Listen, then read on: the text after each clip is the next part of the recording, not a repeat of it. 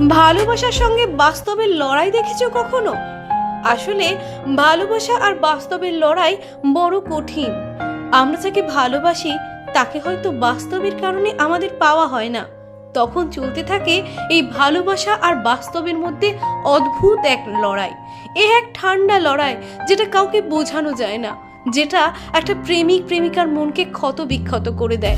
রক্ত ঝরে সেই ক্ষত দিয়ে, কিন্তু তার সাক্ষী কেউ হয় না।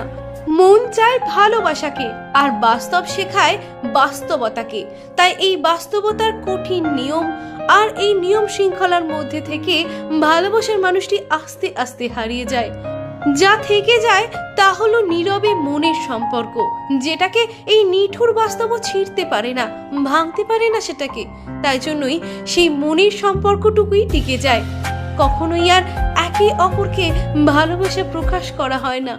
হয়তো নীরবে ভালোবাসলেও তার চোখের সামনে গিয়ে ভালোবাসার অনুভূতিটুকু প্রকাশ করাও হয় না।